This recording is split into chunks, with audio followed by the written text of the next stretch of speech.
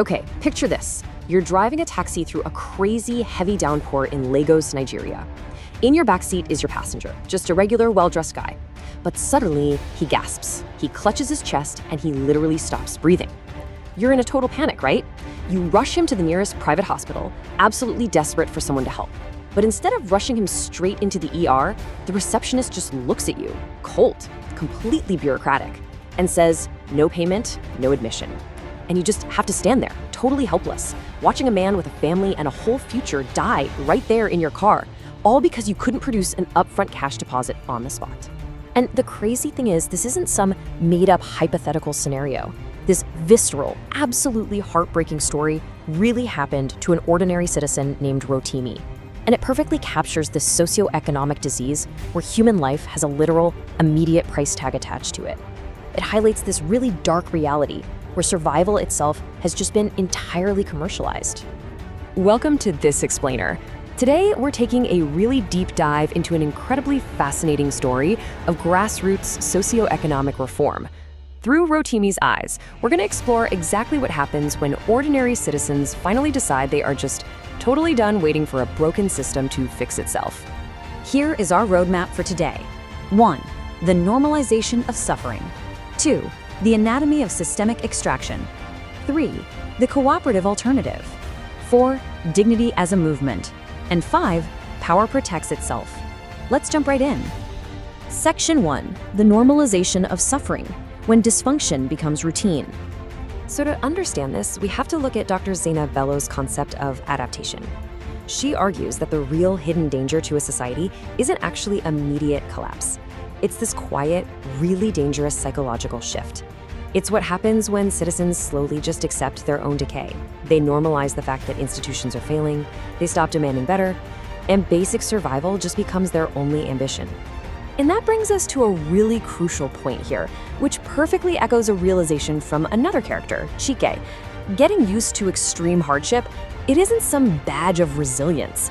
Actually, scratch that, normalization isn't resilience at all. It's literally the early stage of total societal collapse. To really see what this adaptation looks like on the ground, just look at Rotimi's daily life. His wife, Maya, has to use literal mathematical precision just to afford basic food for the week. His young daughter gets sent home from school just over unpaid fees. Outside, generators are endlessly roaring because public electricity is practically non-existent. You've got people physically fighting in these massive queues for fuel. And getting extorted by police at checkpoints is just a routine part of the morning commute. Even his friend Jide is celebrating securing a visa to emigrate, this whole concept known as Japa, as the ultimate success. Basically, the biggest win you can have is escaping a country that feels like it's abandoning itself. Section 2, Anatomy of Systemic Extraction, Profiting from Collapse. This builds into this really uncomfortable analytical truth from our source material. The system is actually broken on purpose. Senator Afolayan calls these ecosystems of instability. Basically, powerful networks are profiting enormously from all this national suffering.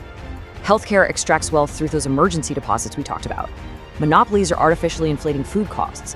And those infrastructure failures, they create highly lucrative dependencies on generators and fuel.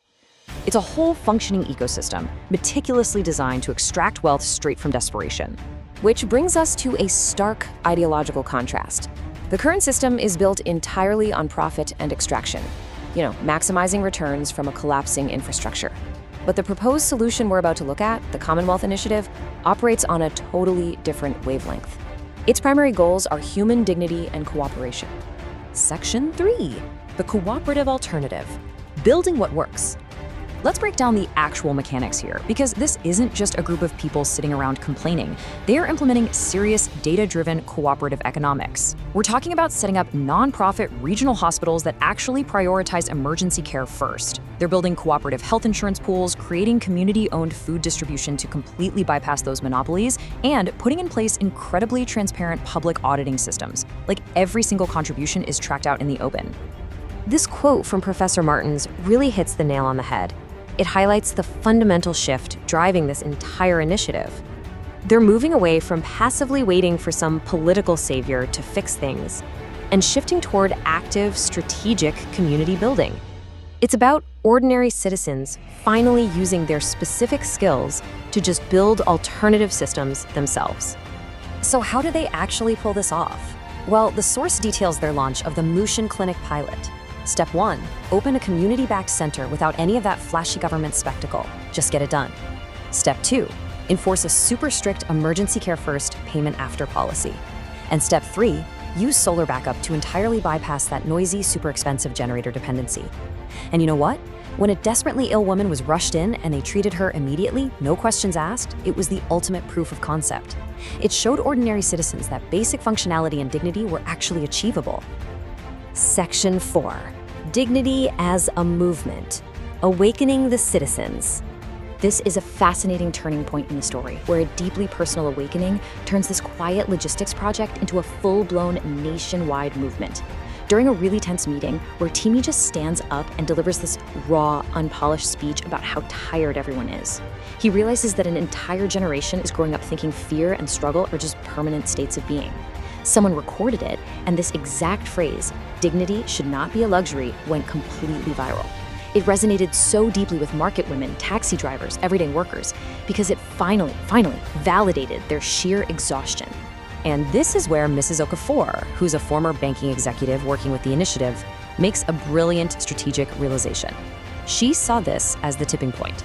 The market women's verdict proved that ordinary citizens just no longer trust top-down institutions, period. They only trust the lived experience of tangible improvements. And when ordinary people become emotionally invested in rebuilding their own systems, well, that becomes incredibly dangerous for the corrupt status quo. Section 5. Power protects itself. The immune response. Because of course, the extraction economy was never just going to sit back and watch. Which leads us to this massive, provocative question. What exactly happens when powerful people who have built massive fortunes on the failures of the state, suddenly feel threatened by a functioning, transparent alternative? The answer? A rapid, highly coordinated escalation. The system's immune response immediately kicks in. On Friday morning, the Commonwealth Initiative's bank accounts were suddenly frozen for vague irregularities. By Friday night, a masked security task force literally raided their planning warehouse and seized their servers. And over the weekend, massive disinformation campaigns flooded the media claiming the whole initiative was backed by suspicious foreign funding. This aggressive pushback proves exactly one thing for sure. The initiative is successfully threatening those existing business models. And this brings us to a chilling, extremely polite warning delivered personally to Rotimi. Senator F. Lyon brings him up to a high-rise office overlooking the city and flat out admits that the system is broken by design to feed these powerful ecosystems. He warns Rotimi to just walk away, framing the immense personal danger he's in by noting, hope without protection can become tragedy. But here is the true emotional core of this entire explainer. It's Rotimi's profound realization.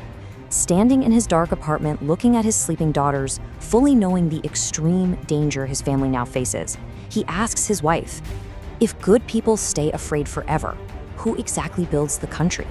It's the absolute ultimate rejection of that adaptation we talked about at the very beginning. Which leaves us with this lingering, incredibly provocative thought. The Commonwealth Initiative proved that a cooperative alternative can absolutely work.